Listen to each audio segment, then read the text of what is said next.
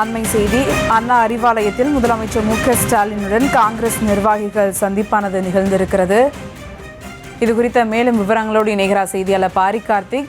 வணக்கம் பாரி கார்த்திக், விவரங்கள்.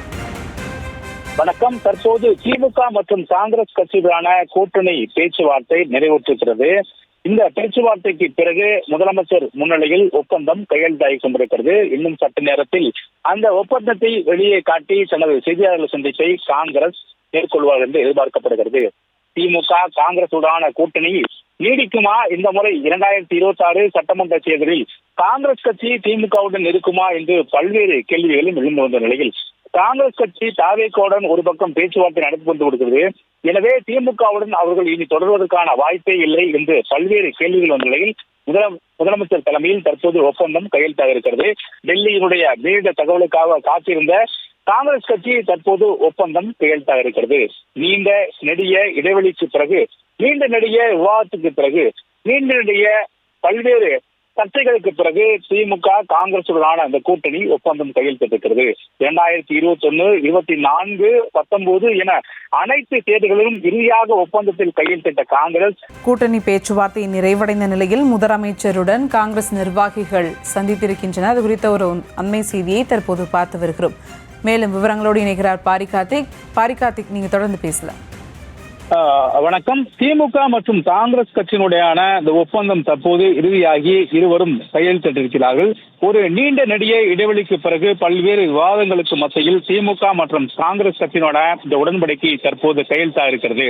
திமுக கூட்டணியில் காங்கிரஸ் இருக்குமா, திமுக கூட்டணியில் காங்கிரஸ் நீடிக்குமா என்று பல்வேறு விவாதங்கள் வந்த நிலையில் தற்போது கையெழுத்து ஆகப்பட்டிருக்கிறது. 41 தொகுதிகளில் துவங்கிய காங்கிரஸ் தற்போது 28 வரை திமுக சார்பில் பேசப்பட்டதாகவும் சொல்லப்பட்டது. அதே போல முதன்முறையாக ராஜ்யசபாவை சட்டமன்ற தேர்தலோடு சேர்த்து அவர்கள் ஒப்பந்தம் கேட்பது முதல் முறை. ஏனென்றால் கடந்த முறை 25 ஒதுக்கிய பிறகு அதற்கு முன்னதாகவே சிதம்பரம் அவர்களுக்கு மட்டும் ராஜ்யசபா இடம் வேண்டும் என்று திமுகவின் கோரிக்கை வைத்த போது அப்போது உடனடியாக திமுக சார்பில் குழு ஒன்று கூட்டப்பட்டு சிதம்பரத்திற்கு ஆதரவு தெரிவித்து அவர் திமுகவுடைய ஆதரவில் ராஜ்யசபா உறுப்பினராக ஆனார்.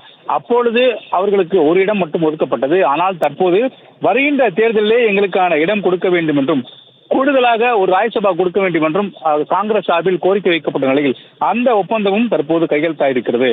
இதன் மூலம் வருகின்ற தேர்தலில், அதாவது 14ஆம் தேதி, வருகின்ற மார்ச் 14ஆம் தேதி நடைபெறக்கூடிய ராஜ்யசபா தேர்தலில் திமுக கூட்டணியில் காங்கிரஸ் கட்சிக்கு ஒரு ராஜ்யசபா ஒதுக்கப்படுகிறது என்பது உறுதியாக இருக்கிறது. மேலும் சட்டமன்ற தேர்தலை பொறுத்தவரைக்கும் கடந்த முறை 25 இடங்களை பெற்று 18 இடங்களை வெற்றி பெற்ற காங்கிரஸ் இந்த முறை கூடுதலாக எங்களுக்கு இடங்கள் வேண்டும் என்று கோரிக்கை வைத்திருக்கிறார்கள். அது மட்டுமல்ல, இந்த பிரச்சனைக்கு முதல் காரணமே விருதுநகர் எம்பி முதற்கட்டமாக ஒரு பதிவை வெளியிட்டு இந்த முறை ஆட்சியிலும் பங்கு, அதிகாரத்தில் பங்கு வேண்டும் என்றும் அவர் கோரிக்கை வைத்தார். ஆட்சியில் பங்கு என்பது சாத்தியமில்லை என்று முதலமைச்சர்கள் தமிழகத்தில் ஆட்சியில் பங்கு என்பது சாத்தியமில்லை என்பது அவர் கோரிக்கை வைத்த போதும், அதே போல தொடர்ச்சியாக காங்கிரஸ் கட்சியினுடைய முன்னணி நிர்வாகிகள் செல்வ பிறந்தைக்கு அழுத்தம் கொடுப்பதாக நினைத்துக் கொண்டு திமுகவிற்கு ஒரு கடும் அழுத்தத்தை கொடுத்தார்கள். மேலும் இந்த அழுத்தத்தின் காரணமாக தொடர்ச்சியாக திமுக மற்றும் காங்கிரஸ் இடையான இந்த வார்த்தை போர் அதிகமானது. திமுகவுடைய மாவட்ட செயலாளர்கள் காங்கிரஸ் கட்சிக்கு 3000 வாக்குகள் கூட இல்லை, அவர்களுடன் என்ன ஆட்சியில் பங்கு என்று கேள்வி கேட்ட நிலையில் இது மிகப்பெரிய ஒரு வார்த்தை போராக மாறியது.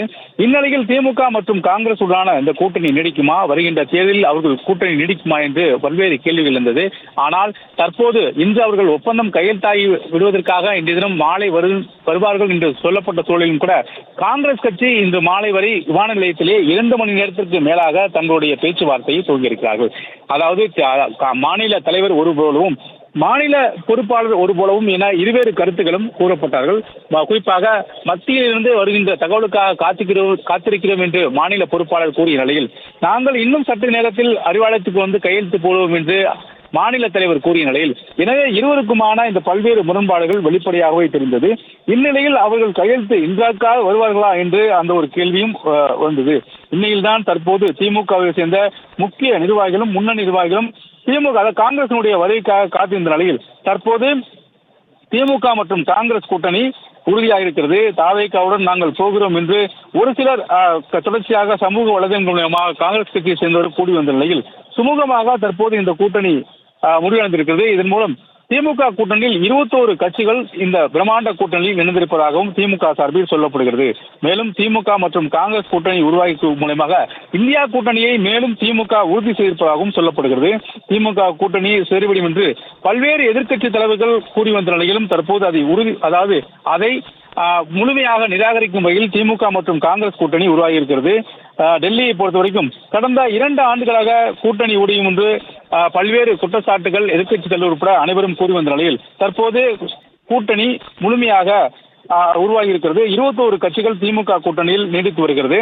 குறிப்பாக திமுகவை பொறுத்தவரைக்கும் காங்கிரஸ் கட்சி பல்வேறு வகையில் முக்கியத்துவம் வாய்ந்த கட்சியாக, தேசிய கட்சியாக செயலாற்றி வருகிறது.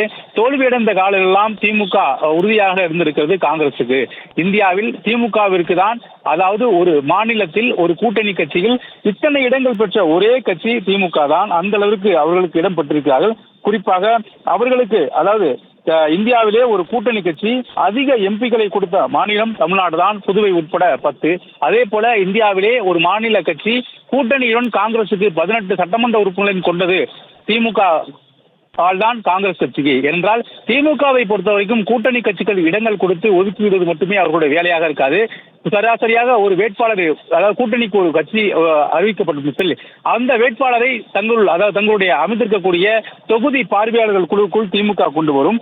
அதன் அடிப்படையிலே தொடர்ச்சியாக அந்த குழுவுடன் சேர்ந்து ஏற்கனவே திமுக சார்பில் அமைக்கப்பட்டிருக்கூடிய BLC என சொல்லப்படும் பூத் லெவல் கமிட்டியில் ஒரு சராசரியாக 100 வாக்காளர்களுக்கு ஒரு பொறுப்பாளர் என்ற அடிப்படையில் 8 பேர் கொண்ட குழுவை திமுக நியமித்திருக்கிறது. மகளிர் அணி, இளைஞர் அணி மற்றும் இணையதள அணி என 8 பேரை நியமித்திருக்கிறது.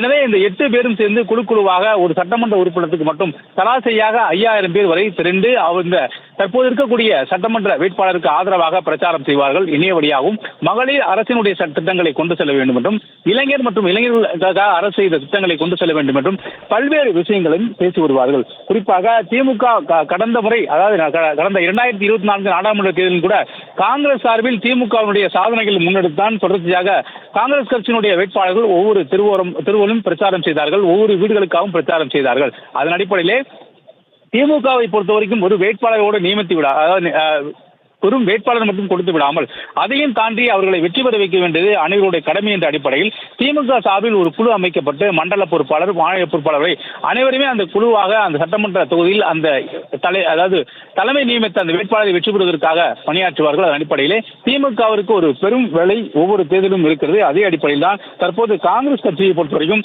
18 இடங்களை வெற்றி பெற வைத்ததும் திமுக தான். எனவே தற்போது இருக்கக்கூடிய சூழலில் அவர்கள் திமுக கூட்டணியில் காங்கிரஸ் வாழ்கின்ற அனைத்து இடங்களிலுமே வெற்றி பெற வேண்டும் என்று ஏற்கனவே திமுக கூட்டணியினுடைய தலைவராக இருக்கக்கூடிய முதலமைச்சர் திரு மு.க. ஸ்டாலின் அவர்கள் பொதுக்குழுவிலே அறிவித்தார். கூட்டணிக்கு ஒதுக்கப்படுகின்ற தொகுதிகள் அனைத்திலுமே நான் தான் வேட்பாளர் என்ற அடிப்படையில் அனைவரும் பணியாற்ற வேண்டும்.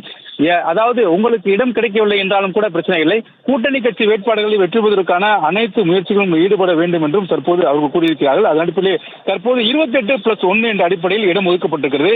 28 சட்டமன்ற தொகுதிகளும் அதே போல ஒரு நாடாளுமன்ற தொகுதியும் அவர்களுக்கு ஒதுக்கப்பட்டிருப்பதாக சொல்லப்படுகிறது. இந்த கூட்டணி ஒப்பந்தம் முடிவுற்ற 28 சட்டமன்ற இடங்களும் ஒரு ராஜ்யசபா இடங்களும் ஒதுக்கப்பட்டிருப்பது உறுதி செய்யப்பட்டிருக்கிறது. 28 கடந்த முறை 25 இடங்கள் ஒதுக்கப்பட்ட நிலையில் தற்போது 28 இடங்கள் கூடுதலாக 3 இடங்கள் சேர்த்து 28 இடங்கள் கூட சொல்லப்பட்டதாக சொல்லப்படுகிறது. இன்று காலையே நியூஸ் சேனல் வாயிலாக நாம் முதலாக செய்தியை வெளியிட்டோம்.